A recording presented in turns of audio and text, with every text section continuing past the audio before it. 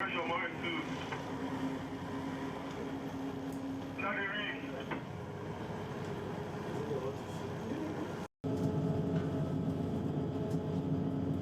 MSC Corcovado 3, Lagos pilots. Pilot Kakawada team. Good morning to you, Captain. Please confirm your readiness to sail. Yes, we are ready. My name is Ogunpiton Abiodun. I work as a marine pilot with Nigerian Ports Authority.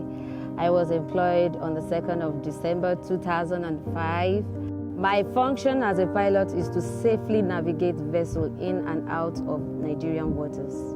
Each time I safely navigate a vessel is a high point for me. I have navigated safely close to 1,000 vessels.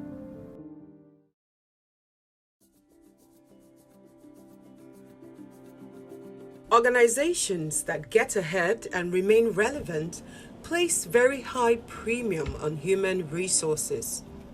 People are the most critical success factor in deepening the competitive advantage and the fulfillment of strategic goals. Cognizant of this, the current management of the Nigerian Ports Authority (NPA), imbued by a new vision to make Nigeria the maritime logistics hub for sustainable port services in Africa through the delivery of efficient port services in a safe, secure, and customer-friendly environment, places its human resource assets at the uppermost echelon of its three-pronged strategic action plan, which are people, technology, infrastructure, and equipment. The most important thing actually is that human factor. You can have all the equipment in the world, you can have all the facilities, you can have everything without the human factor being perfect and in place. Actually, you won't have a perfect system. Now, I understand there is automation everywhere and so on and so forth, but you need perfect, capable human beings, and that's what we have. The Nigerian Port Authority have some of the best trained staff in public service. I'm so proud of them. They are capable, they are dedicated, and they are wonderful people to work with. So the human factor has helped in improving our services also. Most of us were trained in the UK, which I have a VTS, I have a GMDSS certificate, I have my Mandarin 3s. So you're confident of yourself wherever you go to. So these are part of the things that we have achieved from the Nigerian Port Authority. Over time, we have constructed and commissioned a world-class training center, and the essence of it is actually to improve knowledge and provide regular training for all our staff en masse rather than in trickles. And that has actually impacted positively in their day-to-day jobs and activities. We've also increased the number of staff buses. The fleet has been increased over time. This is to provide easy transportation for our staff, especially in Lagos areas. We have also upgraded and rehabilitated our clinics, while of course we are still providing local medical and international medical assistance when the need arises also. I was just diagnosed, say I have glaucoma. The GM examined, so they referred me to eye foundation. So it was a eye foundation. I did the first operation. So I was still managing.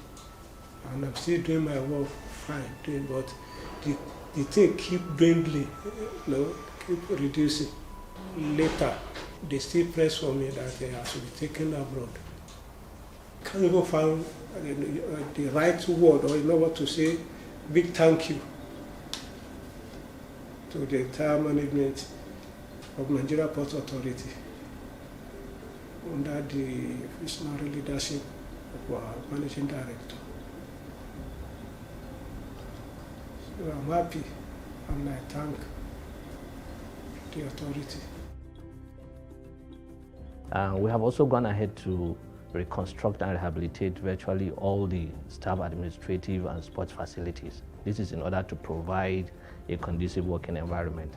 The investment also we have made in terms of sporting facilities has seen the staff winning the Maritime Cup, and recently they also became tops in terms of on the medal table of the Federal Civil Service Games or something like that. And this is all because we have invested heavily in terms of sports facilities. This is just to improve their welfare.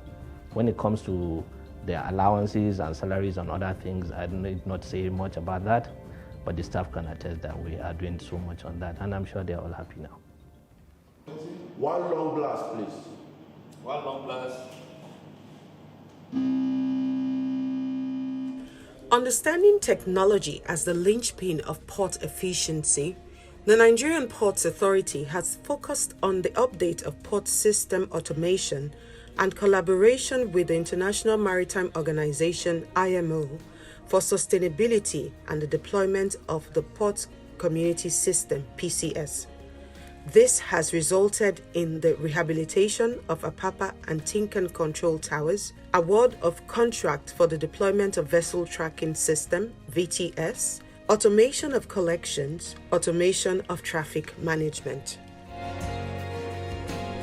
The authority has also embarked on an aggressive rehabilitation of port infrastructure and equipment to support port security, surveillance, and aid the delivery of efficient marine services, an authority-wide installation of fenders and navigational aids, acquisition and deployment of security patrol boats, provision of facilities leading to the ISO certification of One and Calabar ports complexes, and the conclusion of funding for the reconstruction of Tinkan Port Complex have been attained. Organization basically, I will say, is main material. And then there is also that element of motivation that should come from leadership. MPA under COCO has been able to provide the needed leadership and the motivation that will enable staff to bring out the best in them.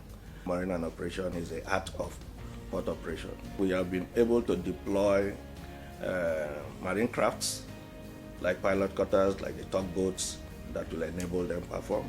We have been able to ensure that the channel is safer for operation, even at the backs, that our vessels are safe because of the acquisition and deployment of security patrol boats and all that stuff. So all these contribute to happiness of staff, providing atmosphere for staff to be happy. In addition, we have bigger projects that are not directly targeting staff, but they are indirectly targeting everyone, including the staff, as well as the stakeholders. For instance, the reconstruction of the Tinkan port, which the process has gone advanced. The reconstruction of the escravos breakwater, thereby indirectly or directly affecting the staff welfare. If we look at how the revenues have unfolded, we can see that there has been a very strong growth trajectory, and I attribute that to the resilience of the staff and the commitment of the staff through what was a relatively significant transition for the organization. The fact that we've been able to focus on the areas that we administer directly, which are still significant, and sustain them and drive growth in those areas, both to increase the revenue of the authority and increase remittances to the federal government is really something that the staff should be commended for. Today, we celebrate workers who over the years have sustained the MPA culture of peak performance in the long service category. Those who have taken excellence a notch higher through exceptional feats and superlative performances in the merits category. Your work validates that the management's investment and dedication towards creating a conducive work environment for staff has not gone to waste.